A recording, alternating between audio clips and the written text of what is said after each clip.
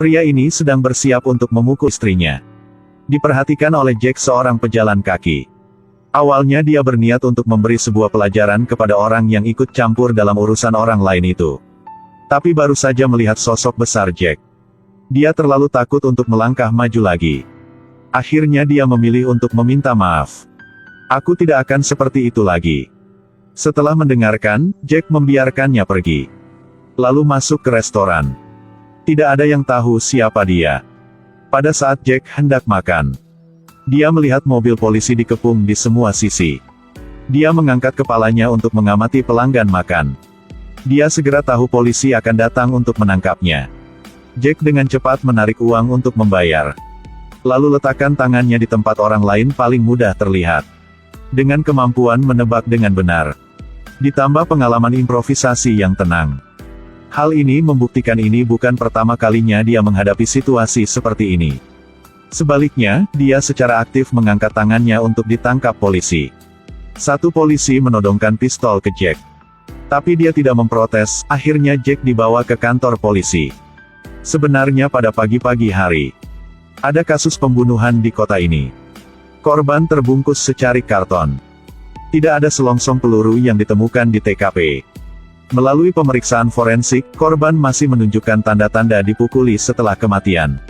Selain itu, di tubuh korban, polisi juga menemukan 3 butir peluru yang ditembakkan dengan pistol.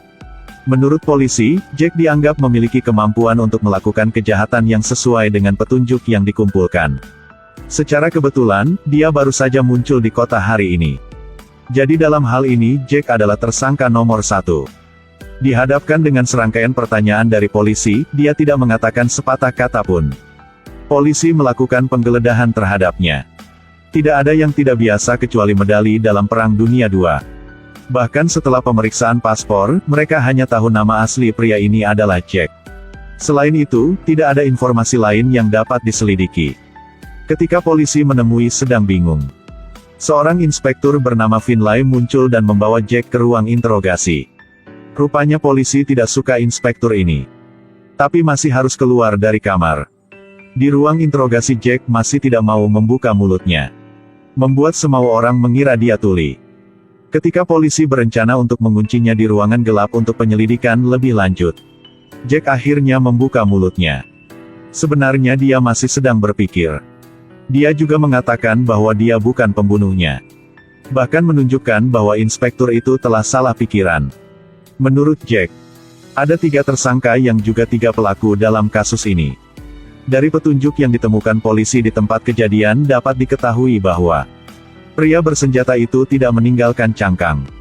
Buktikan bahwa 1 dari 3 adalah pembunuh profesional. Setelah korban meninggal, dia bahkan dipukuli secara brutal. Membuktikan salah satu dari mereka memiliki masalah mental. Setelah pembunuhan itu, dia mengambil sampul karton untuk menutupi tubuhnya. Ini membuktikan bahwa orang ini sangat ketakutan setelah membunuh seseorang.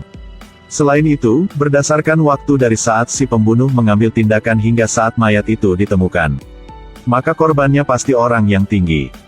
Karena mayatnya dibuang di pinggir jalan dengan sangat sedikit orang yang lewat. Jika disembunyikan hati-hati, itu tidak akan ditemukan begitu cepat. Kesaksiannya sangat jujur dan masuk akal tetapi tidak memiliki bukti. Jadi Inspektur Finlay tidak punya alasan untuk membiarkannya pergi. Sampai mereka menemukan bukti bahwa Jack tidak ada di tempat kejadian. Tapi ini harus diselidiki selama sewaktu lagi, baru bisa mendapatkan hasil.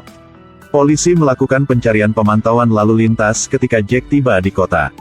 Selama waktu ini, Jack dikurung di penjara untuk bekerja sama dengan polisi untuk menyelidiki kasus ini. Jack baru saja tiba di kota hari ini. Ada pembunuhan di tempat ini. Karena penampilannya yang besar, dia mudah diperhatikan oleh orang lain. Dia menjadi tersangka nomor 1 dan segera ditangkap oleh polisi. Orang jujur tidak perlu takut. Dia mengikuti polisi ke kantor polisi. Yang membuat orang lain tidak terduga adalah kasusnya tidak sesederhana yang dia kira, berdasarkan telepon di tempat kejadian. Berdasarkan petunjuk, polisi telah menemukan seseorang yang terkait dengan kasus bernama Hubble. Dia sangat tenang pada awalnya. Sampai dia melihat sebuah mobil diparkir di luar. Membuat dia langsung menjadi pucat dan menjadi gelisah. Inspektur Finlay masih belum menyebutkan TKP. Dia secara sukarela mengaku. Baru setelah mobil di luar pergi, Hubble menjadi tenang. Tapi dari awal sampai akhir, dia selalu mengaku sebagai pembunuhnya. Seorang manajer bank. Belum pernah ada sejarah kriminal. Membunuh seseorang yang tidak berhubungan dengannya tanpa alasan. Inspektur Finlay tentu saja tidak mempercayainya, tetapi meskipun dia bukan pembunuh yang sebenarnya, tapi setidaknya dia terlibat dalam kasus ini. Inspektur Finlay menahannya. Logikanya Jack harus segera dibebaskan. Tapi dia memiliki sikap yang tidak kooperatif. Membuat Inspektur Finlay tidak nyaman. Ketika Jack hendak keluar dari kantor polisi. Jika Anda ingin lari, larilah. Tetapi bisakah Anda berlari secepat peluru saya? Mendengar itu, Jack harus kembali ke kantor polisi. Terus membantu Inspektur Finlay berspekulasi tentang kasus ini. Ketika Hubble baru saja memasuki sel, seorang petugas polisi dan Hubble saling memandang selama 2 detik. Ini pasti masalah. Terhadap target bergerak. Inspektur Finlay tidak berpikir begitu. Tapi Jack mengatakan intuisinya tidak pernah salah. Berdasarkan kekuatan tebakannya, Jack yakin Inspektur Finlay telah belajar di Harvard. Dan baru-baru ini dia menceraikan istrinya. Mendengar ini, Inspektur Finlay masih tetap tenang. Tapi dalam hatinya diam-diam aku percaya pada tebakan Jack. Jack mulai beralasan. Ketika dia memasuki sel, dia melihat seorang polisi memarahi Inspektur Finlay. Sialan, dari penampilan Inspektur Finlay, dia adalah orang yang terpelajar baik. Bekerja di tempat ini, sulit baginya untuk berbaur dengan orang-orang di sekitarnya. Tapi Inspektur Finlay sama sekali tidak peduli tentang ini. Tipe orang seperti ini biasanya lulusan Harvard. Mengenakan jas setelan mahal tapi ketinggalan zaman. Yang berarti tidak ada wanita di samping untuk menunjukkan kepadanya cara berpakaian. Tetapi Inspektur Finlay masih memakai cincin kawin di jarinya. Dari pemakaian cincin, dapat melihat bahwa dia telah selalu memakainya. Jadi bisa berspekulasi bahwa Inspektur Finlay baru saja bercerai. Tebakan yang begitu akurat buat Inspektur Finlay percaya apa yang dikatakan Jack. Segera memanggil Charlie untuk bertanya. Memang, Charlie dan Hubble memiliki hubungan dekat satu sama lain. Pada malam hari kejahatan, keduanya masih nongkrong sampai jam 2 pagi.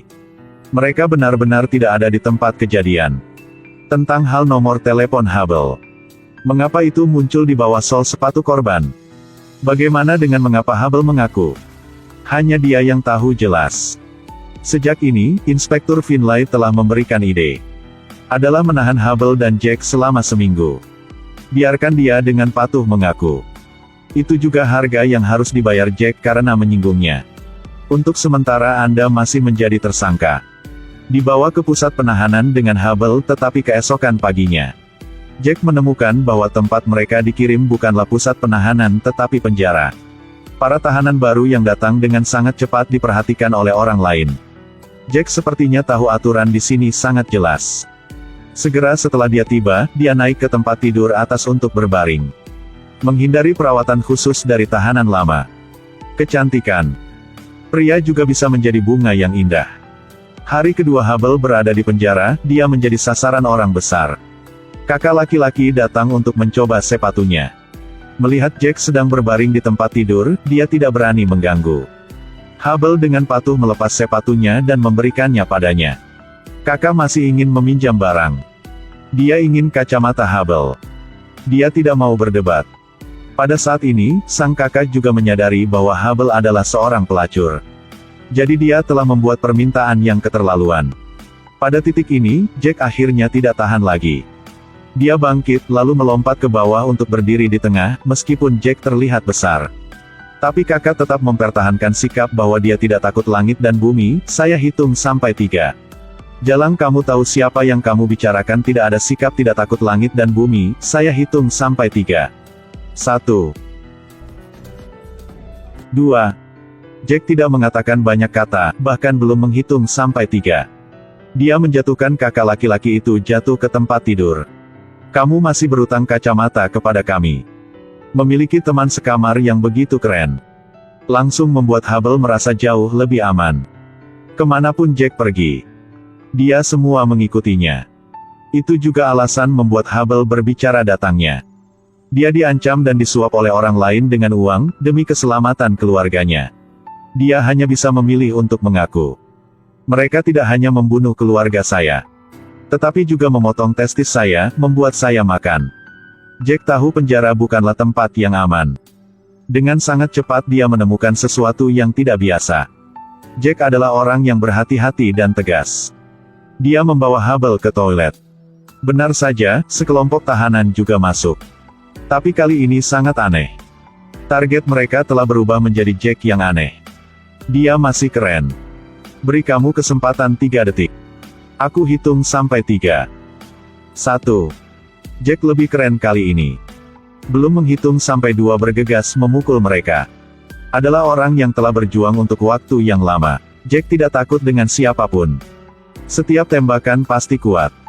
Dengan setiap pukulan dia bisa mendengar tulang lawan patah. Setelah 20 detik bertinju tanpa istirahat, akhirnya sipir telah tiba. Butuh banyak usaha untuk membawa 8 orang itu keluar. Dan di sisi ini, Conklin akhirnya menemukan informasi tentang Jack. Dia lulus dari sekolah militer yang terkenal. Gelar resmi mayor tentara yang terkenal. Telah mencapai banyak kemenangan di medan perang. Mengayunkan tangan saja sudah cukup untuk mengejutkan seluruh pasukan. Medalinya dapat mengisi meja. Selain itu, selama masa perang saja, dia memecahkan lebih dari 150 kasus. Dan semua penuntutan berhasil. Lebih dari 20 buronan kriminal telah ditangkap. Jenius sekali, mengapa dia datang ke sini ketika buronan yang dicari tertangkap? Conklin berkata alih-alih duduk dan berpikir. Kita bisa membayangkan. Apa yang akan terjadi jika memasukkan orang ini ke penjara? Mendengar ini, Inspektur Finlay mulai menyesalinya.